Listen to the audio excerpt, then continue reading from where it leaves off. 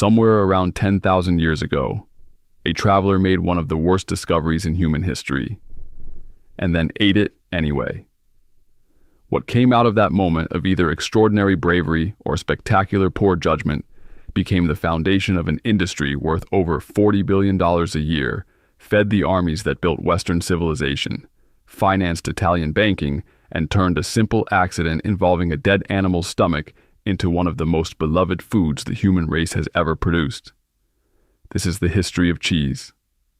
And it is weirder than you think. The accident that started everything. In the beginning, there was no cheese. There was only a problem. The problem was milk. Specifically, what to do with it when you had more than you could drink before it went bad.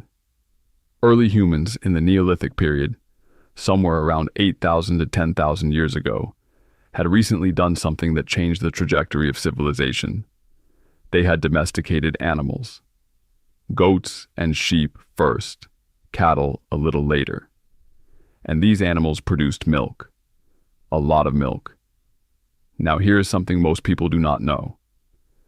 The vast majority of early humans were lactose intolerant.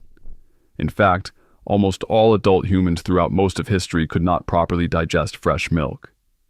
The enzyme lactase, which breaks down lactose, typically switched off after childhood in most human populations.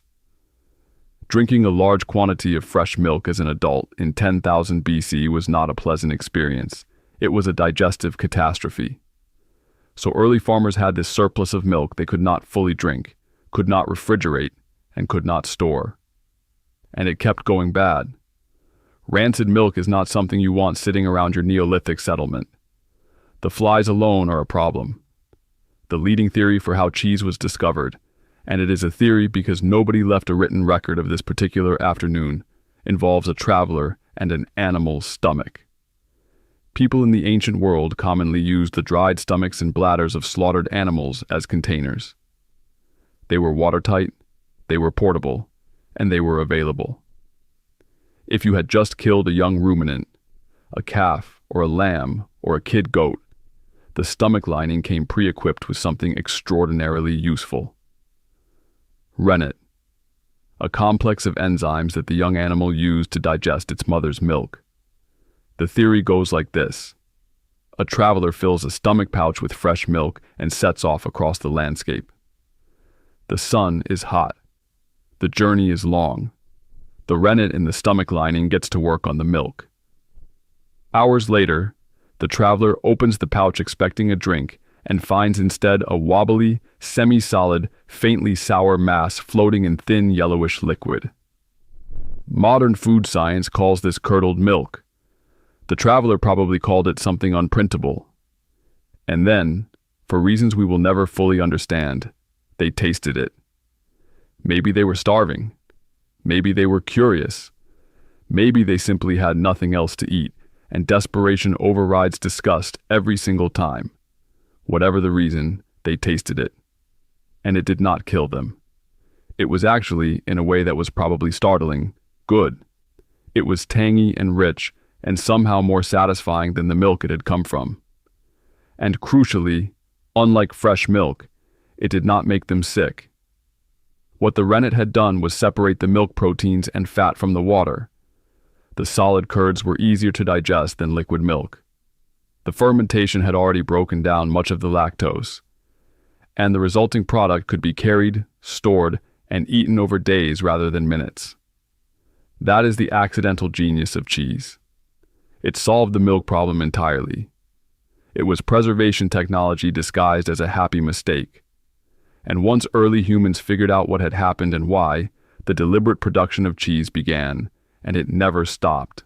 The ancient world's obsession. The earliest confirmed evidence of cheesemaking comes from pottery fragments found in Poland, dating back approximately 7,500 years. Researchers found residues of milk fat in the holes of ceramic strainers, the kind of tool you would use to separate curds from whey. Which means that by roughly 5,500 BC, humans were not just accidentally discovering cheese. They were building equipment specifically to make it. That is a significant leap. That is cheese with intention. By the time the great ancient civilizations were in full bloom, cheese was everywhere. Egyptian tomb paintings from as far back as 4,000 years ago depict cheesemaking. Actual cheese has been found in Egyptian tombs, placed there as offerings for the dead. The Egyptians considered it worthy of the afterlife, which is honestly the correct opinion and one that holds up well today. In ancient Mesopotamia, Sumerian texts describe over 20 different varieties of cheese. 20. These were people living in what is now Iraq and Kuwait, roughly 4,000 years ago, and they had already developed the sophistication to distinguish between 24 types of fermented milk product. Consider how long it took you to decide between mozzarella and provolone at a grocery store last week. The Sumerians were ahead of you. Homer, writing in the 8th century BC, gives us one of literature's great cheese-making scenes. In the Odyssey, Odysseus and his men stumble into the cave of the Cyclops Polyphemus, a one-eyed giant who is, among his other qualities, apparently a dedicated artisan cheesemaker. His cave is full of racks of aging cheese, pails of whey, and separated curds in baskets. Homer describes the whole operation with what can only be called genuine admiration. Even in the middle of a story about gods and monsters and 10-year wars, the detail about the cheese-making setup is specific and knowledgeable. Homer knew cheese. Greece knew cheese.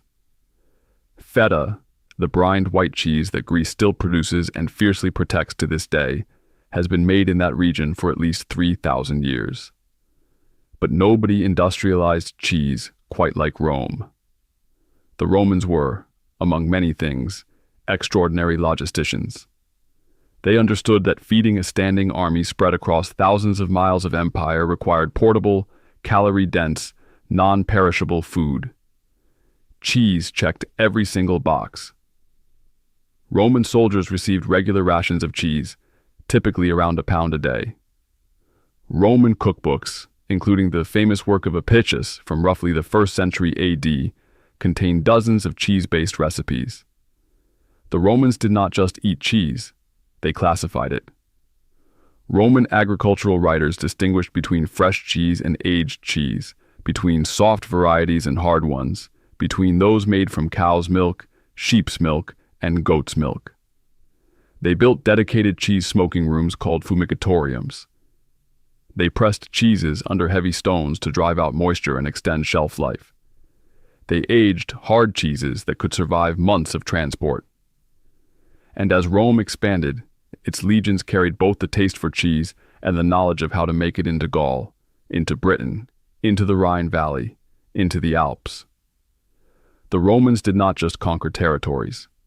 They planted cheese cultures in them. Cultures that would, over the following centuries, become some of the most celebrated cheeses in the world. The monks who gave us the good stuff. When the Roman Empire collapsed in the 5th century, a lot of things fell apart. Trade routes, infrastructure, centralized government, and the relative security of knowing that a Roman legion was somewhere in your general vicinity. Europe fragmented into smaller kingdoms, and the sophisticated food culture that Rome had built largely retreated behind the walls of one institution that managed to survive the collapse in reasonable shape. The Church. Medieval monasteries were, in many ways, the knowledge preservation centers of early medieval Europe. They had libraries. They had stable agricultural land. They had discipline, routine, and crucially, they had time. Monks needed to eat. They also needed to fund their operations, maintain their buildings, and occasionally bribe the local secular lord into leaving them alone. Cheese turned out to be extraordinarily useful on all of these fronts. Monks observed strict dietary rules that varied by order and season. During Lent and other periods of fasting, meat was forbidden. But cheese, in many interpretations of church law, was permissible. This meant that monks had both the need and the motivation to perfect cheesemaking in a way that secular peasant farmers, who were mostly focused on not starving, simply did not have. The results were extraordinary. Roquefort, the sharp, blue-veined sheep's milk cheese that still comes exclusively from caves near the village of Roquefort-sur-Saulzon in southern France, has an origin story that involves a monk, a cave, and a piece of rye bread left behind when the monk apparently got distracted. Whether the story is exactly true is debatable. What is not debatable is that Roquefort has been produced in that region for at least 1,000 years. The French king Charles VI granted the village a monopoly on its production in 1395. That is older than the printing press. Brie, the soft, pale wheel with the white rind that people who have just returned from Paris will not stop talking about, was being produced in the Brie region of France by the 8th century.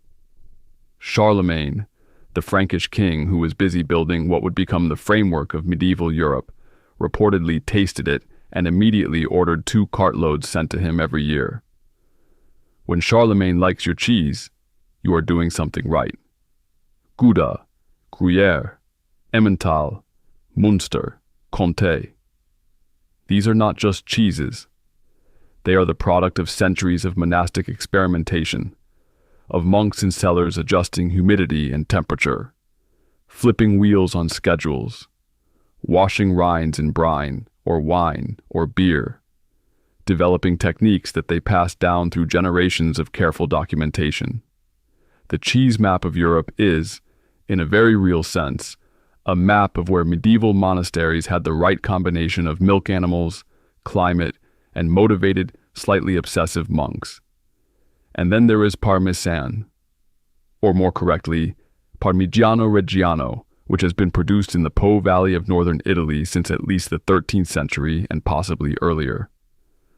Hard, granular, almost crystalline at full age, with a depth of flavor that builds slowly and then hits you somewhere in the back of the throat. Benedictine and Cistercian monks in the region developed the recipe. They needed a cheese that could last. The Po Valley produced enormous quantities of milk, and they needed to do something with it that would survive the months between production and consumption. What they created was so perfectly engineered that the recipe has not changed in 700 years. 700 years. Your phone is outdated in 3.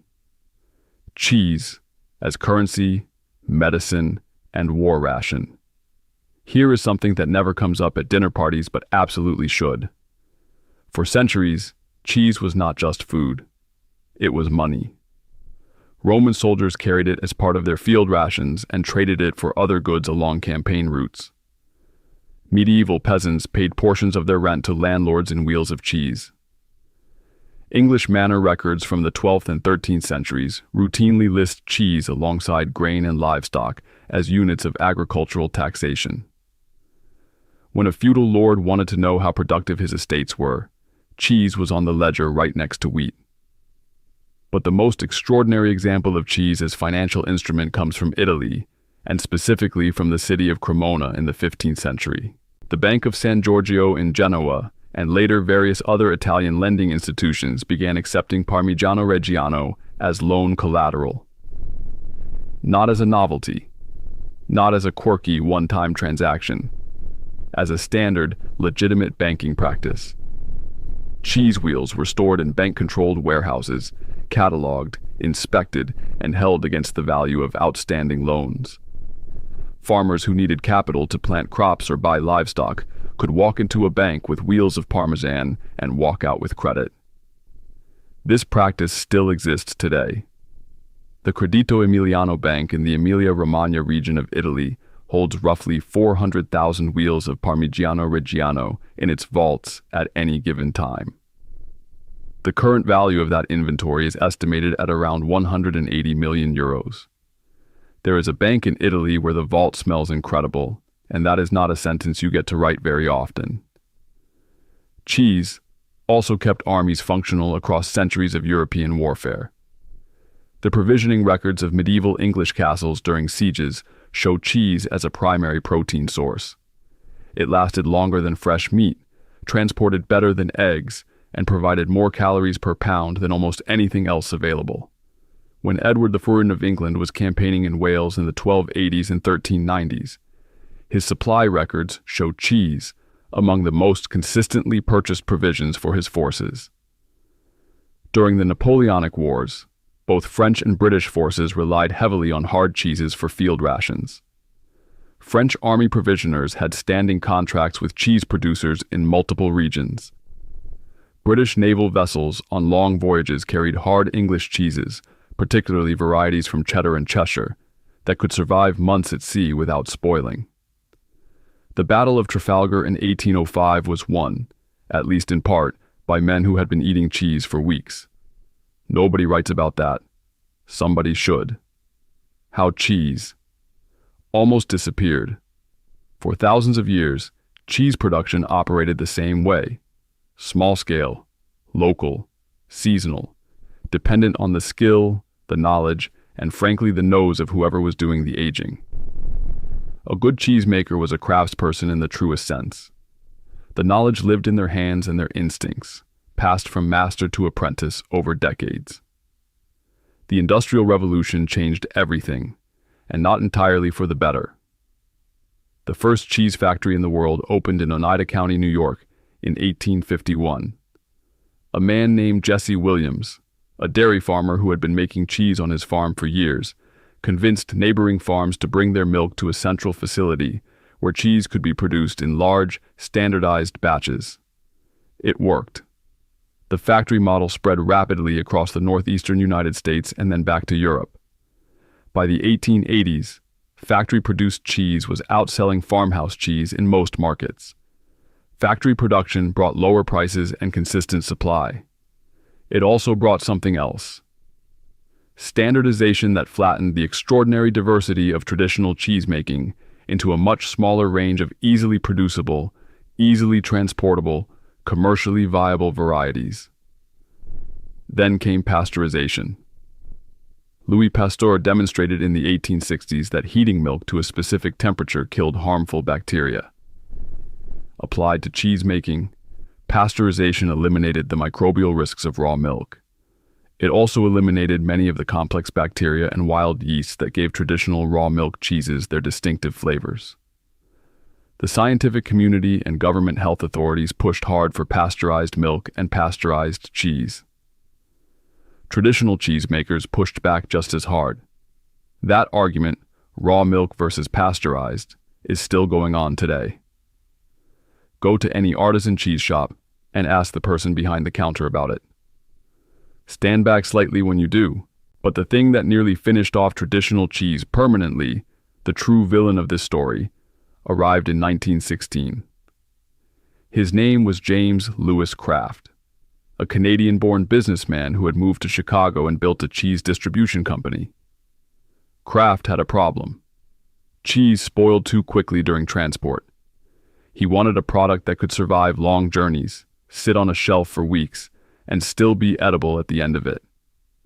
What he invented was processed cheese. A blend of natural cheese, emulsifying salts, and other additives, heated and mixed until it became a uniform, shelf-stable product with a mild flavor, a perfectly smooth texture, and almost no relationship to the cheese that monks had been aging in cellars for 1,000 years. Kraft patented his process in 1916 and sold enormous quantities of it to the United States Army during World War I. 6 million pounds of it. The military loved it. It did not spoil. It did not require refrigeration. It came in convenient tins. Soldiers ate it without complaint because soldiers eat what they are given. After the war ended, Kraft brought processed cheese to the civilian market. It sold extraordinarily well. It was cheap, it was easy, it required no knowledge or effort to use, and it lasted essentially forever. By the 1930s, processed cheese was outselling natural cheese in many American markets. By the 1950s, the individually wrapped American cheese slice had arrived. The wrapped slice. The beige square. The thing that technically meets the legal definition of cheese product while being about as spiritually connected to Roquefort as a parking garage is to the Sistine Chapel. Real cheese did not disappear, but it came uncomfortably close to irrelevance in the mass market. For a generation of post-war American consumers who had grown up eating government rations and processed food, the wrapped slice was simply what cheese was. The idea that cheese was supposed to have a rind, or a smell, or a flavor that made you stop and actually pay attention had been successfully buried under a mountain of orange plastic packaging.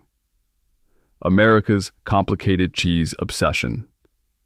America's relationship with cheese is, to put it gently, complicated. European immigrants who arrived in the United States through the 19th and early 20th centuries brought their cheese traditions with them. Italian immigrants brought mozzarella and provolone and the knowledge of how to make them. German immigrants brought the techniques behind Limburger and various soft-ripened varieties. Swiss immigrants brought Emmental and Gruyere. These traditions established themselves in immigrant communities across the country, especially in places like Wisconsin, which had the climate, the dairy farms, and the immigrant population to support serious cheese making. Wisconsin became, and remains, the most important cheese-producing state in America. By the early 20th century, Wisconsin was producing more cheese than any other region in the country. Today, Wisconsin produces roughly 3 billion pounds of cheese per year and makes over 600 varieties. There's a reason Wisconsin residents are called cheeseheads. It is not an insult. It is a statement of cultural identity worn on an actual foam hat, which is commitment. But here is the tension at the heart of American cheese history. At the exact same moment that immigrant communities were transplanting centuries of European cheese-making tradition into American soil, the industrial food system was moving in the opposite direction, toward cheaper, simpler, longer-lasting products that could be manufactured at scale and sold to a mass market that had been told, repeatedly and effectively, that convenience was the same thing as quality. World War II accelerated this in ways that echoed through the following decades. The United States government needed to feed millions of soldiers. Processed cheese was the answer. Enormous contracts went to companies like Kraft. The military infrastructure for producing, packaging, and distributing processed cheese was built out to a scale that had no peacetime equivalent. After the war ended, that infrastructure did not disappear. It got redirected at civilians.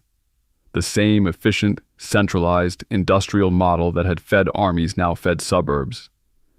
And it worked, in the narrow sense that Americans consumed enormous quantities of cheap processed cheese product without getting sick and without spending much money. Then came government cheese.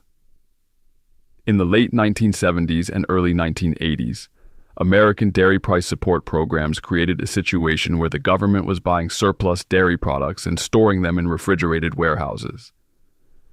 By 1982, the United States government held approximately 2 billion pounds of surplus cheese in storage. 2 billion pounds. The Reagan administration began distributing it directly to low-income Americans in 5-pound blocks wrapped in plain packaging that simply read cheese. Government cheese became a cultural touchstone for an entire generation of Americans. It was dense, mild, orange, and processed. It was also, according to most people who ate it regularly, genuinely good in certain applications. Melted over things, primarily. The cheese was undeniably functional. It is just that functional is a fairly low bar for something with a 10,000-year history behind it. Meanwhile, something was quietly happening on the other side of the economic divide that would eventually change everything. The global cheese renaissance in the 1970s, a small group of American cheesemakers began doing something radical. They started making cheese the old way. The American artisan cheese movement did not arrive with fanfare. It began quietly, in places like Northern California and Vermont and upstate New York, with individual farmers and food enthusiasts who had tasted real cheese in Europe and come home with a burning question. Why can we not make this here? The answer, it turned out, was that they could. It just required ignoring decades of industrial food logic, learning ancient techniques from scratch or from the handful of surviving traditional cheesemakers who were willing to teach them, investing in animals, aging infrastructure, and the kind of patient, detail-obsessed craft that does not fit neatly into a quarterly earnings report. In Europe, something parallel and in some ways more dramatic was happening. France had established its Appellation d'origine contrôlée system, the AOC, in the 20th century to legally protect traditional food products, including cheese. The AOC defined not just what a cheese was called, but where it could be made, from what milk, by what method. Roquefort could only be called Roquefort if it came from a specific cave system in a specific village, made from the milk of a specific breed of sheep. Comté had to come from a defined geographic region of eastern France and follow strict production rules. The system was not about nostalgia. It was about protecting the intellectual and agricultural heritage that generations of farmers and monks had spent centuries developing. The European Union extended this protection framework across the continent with the Protected Designation of Origin System, the PDO. Parmigiano Reggiano, Gruyere, Manchego, Gorgonzola. These names are now legally protected in the European Union in the same way that brand names are protected by trademark law. You cannot call your cheese Parmigiano Reggiano unless it was made in the Po Valley of Italy under the traditional method. Full stop. This matters because it created an economic incentive to maintain quality. If the name itself is the product, and the name is legally tied to a specific place and method, then the only way to use the name is to do the thing right. The global cheese renaissance that followed was real, and it was measurable. By the 1990s, farmers markets across the United States were selling handmade goat cheeses and aged sheep's milk wheels to consumers who had never heard of such things a decade earlier and could not now imagine living without them. Specialty cheese shops opened in American cities. Cheese courses appeared on restaurant menus. The idea that cheese was something to be seriously considered, paired with wine and honey and fruit and eaten slowly rather than melted over a frozen burger and forgotten, had re-entered American food culture, and it was not leaving. Today, the numbers are staggering. Global cheese production exceeds 23 million metric tons per year. The global cheese market is valued at over $140 billion and growing. The United States is the largest cheese-producing country in the world, making roughly 6 million metric tons annually.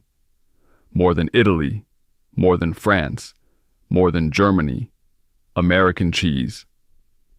The country that invented the individually wrapped processed slice is now the single largest producer of cheese on the planet. France, despite producing a fraction of American volume, remains the country most deeply identified with cheese culture. The French consume roughly 29 kilograms of cheese per person per year, one of the highest rates in the world. Charles de Gaulle, who was not a man given to humor or lightness, once despaired about trying to govern a country with 246 varieties of cheese. The actual number today is closer to 1,000. Good luck to whoever has that job. A bag of ruined milk and the world. It built here is what cheese actually tells us when you step back far enough to see the whole thing. A traveler somewhere in the ancient Middle East or Central Asia opened a bag of ruined milk and made a decision to taste it anyway.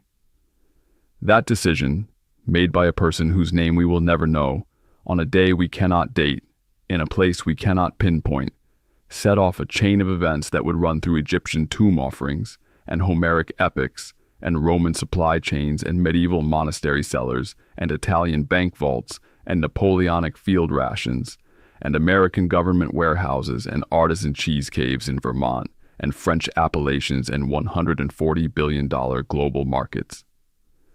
Cheese survived the fall of Rome. It survived the Industrial Revolution's best attempt to flatten it into an orange square. It survived the decades when the American food system decided that convenience was the same thing as food. It kept being made the right way by the people who knew how, in cellars and caves and mountain pastures, by monks and farmers and obsessives who could not be convinced that a wrapped slice was a reasonable substitute for what they were making. The same qualities that made cheese remarkable 10,000 years ago make it remarkable now. It is preserved nutrition. It is transformed complexity. It is the result of microbiology that humans were exploiting thousands of years before anyone understood what microbes were. It is, in the truest sense, a technology. One of the oldest and most persistently successful food technologies the human race has ever developed, and it is also, let us be honest, just incredibly good. The world has been making cheese for 10,000 years. We have kept going this long not because we had to, but because we genuinely could not stop. Some things survive history because they are useful. Cheese survived history because it is useful, and because a well-aged comté on a piece of good bread with a glass of something decent is one of the small, specific pleasures that makes being alive in any century feel like an entirely reasonable arrangement. Not bad for a bag of ruined milk. If you found this interesting, hit subscribe and drop a comment telling us which part of cheese's history surprised you the most. There are more stories like this one coming, and you will genuinely want to be here for them.